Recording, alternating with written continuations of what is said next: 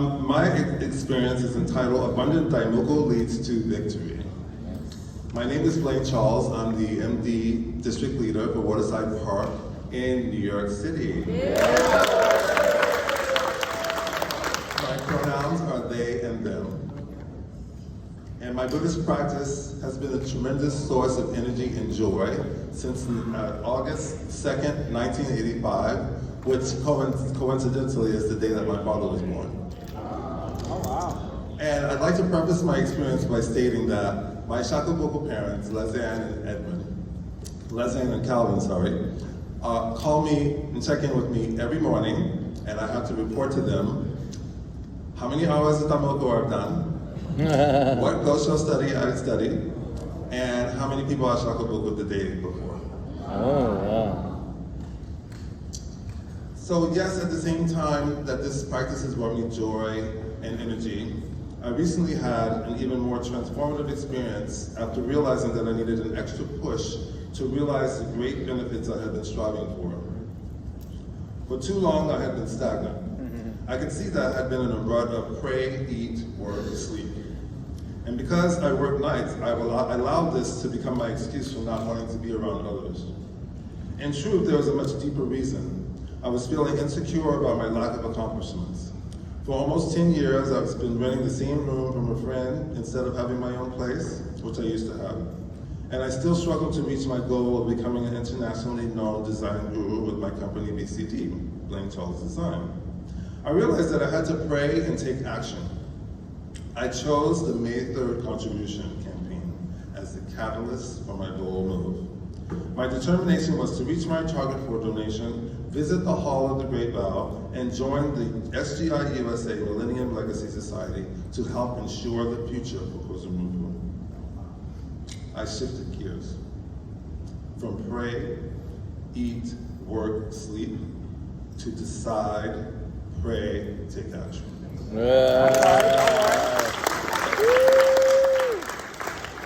I was inspired by what our mentor Daisaku Ikeda once said, quote, "Every individual is precious. Value the person in front of you." I was able to make my contribution target and plan a trip to Japan. This was my second visit to Japan. Seeing Mount Fuji though for the second time, I had a new view of its meaning. Its magnificence was a wake-up call for me to stop wallowing in my self-despair and feelings of isolation and failure. I knew it was time to take the tools in hand at this very moment and make a monumental difference in the future paradigm of our existence.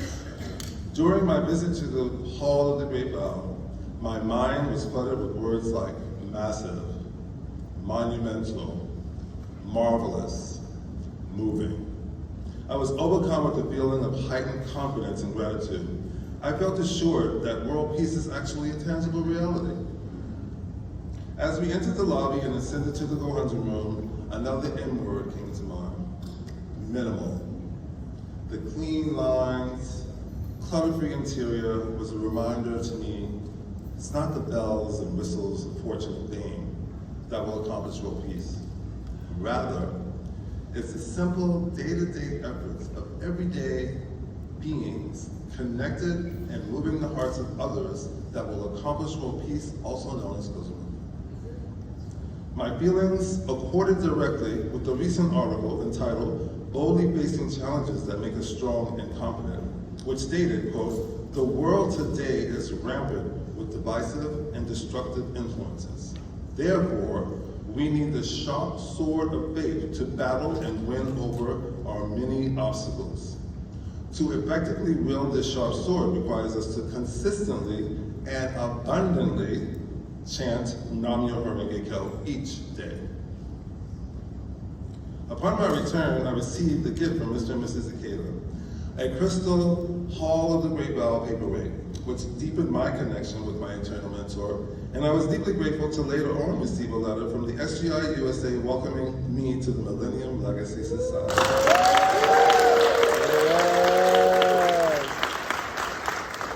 I went from being a double suicide and rape survivor to being someone who could die tomorrow, and because of the causes I've made in my life, it would be with a great big smile on my face. Yeah. Knowing that I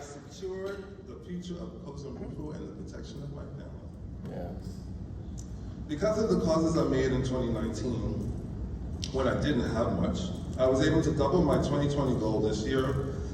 And then also thanks to clients supporting my intention, hiring me for design consulting, knowing that the payments they gave me was going towards my May 3rd goal, I'm proud to report that I even surpassed my initial intention to double my efforts.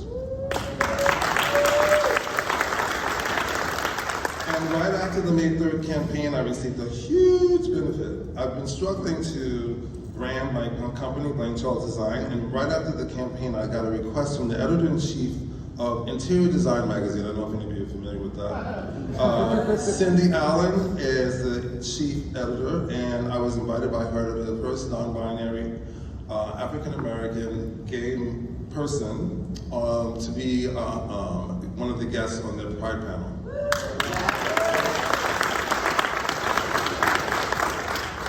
I've also been praying with the desire to be a shakabuku magnet. You know, like iron to magnet, like my life condition had to attract people from my environment so that I could manifest this mystic power of the law.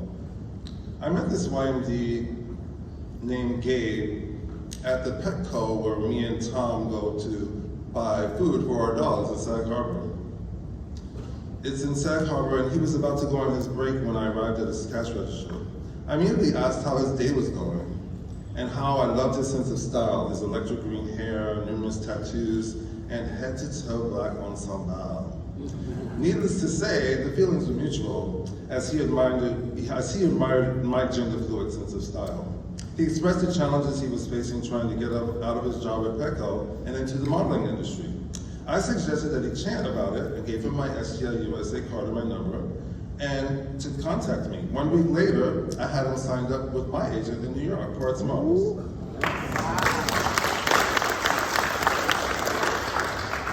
We started meeting regularly over Zoom, this is during COVID, every week, and Gabe kept sharing more of his struggles as he started chanting on his own. In addition to his struggle at work, and breaking up with his high school sweetheart at 22 years of age, his mother contracted COVID-19 and was put in the hospital. We together in Domo style, that's chanting at the same time in different locations, went into 3D Daimoku mode. Done, deal, Daimoku. Yes. His mother recovered completely and rapidly. I drove over with Tom to meet them at their house. This is, again, during COVID, so we gave each other big air hugs, his mom and I, and Gabe. And he said that she was very excited and happy to finally meet me. Gabe has been attending district meetings and has expressed his desire to receive his Gohanzen. On our last virtual home visit, he said to me, "Our last chant was truly awakening. I was so down, but I will never give up. It's not just in my Nordic roots, because we're warriors of all types. You really, truly made me realize where I need to keep my mind and my soul." Fast forward, this year in June, Alex Jeremiah, someone that I worked with at Trader Joe's Murray Hill, went off to NYU to become a therapist. Fast forward to May 2023, and he appears at my register at our new East Village Trader Joe's. I recommended to him to read, check out Tina Turner's Happiness Becomes You, and asked what he was dreaming of to be happy. He said, "Feeling settled." That was May 7th, 2023. I took that piece of paper he wrote on and I put it on my altar. I followed up many times on my member care Tuesdays, and every Tuesday I reach out to 58 of my Shakabuku members. But no, the thing is, the point I want to make with that is the consistency of that effort, even if you don't get a response. Right. Alex revealed in his first faith experience that he gave at our Riverside Park discussion meeting, quote, he wasn't ready for the practice. Full disclosure, he states that when I was trying to reach out to him, he was at the height of his alcohol addiction and was flighty as a bat. February, when I was on my way back to the city after spending 32 days in an inpatient rehabilitation facility where I had started doing a nightly Dharma Buddhist recovery practice, I received a text from Blane, who I hadn't spoken with for over a year, inviting me to an intro meeting the following week. The timing could not have been more perfect, he said. I went to the meeting unsure of what to expect, but I was full of a willingness to permanently change my life. I had to. I was so intrigued by how welcoming everyone was, and their conviction to strive for the happiness of themselves and others. I was hooked and I wanted to learn more, he said. One meeting turned into 2, then 3, quickly learning the words Nam-myoho Renge Kyo and reciting Ganyo twice a day, and trying to rebuild a better life for myself after a few years of destruction. These words became my new peace. Alex received Gohanzen at our June Pride Month World Discussion.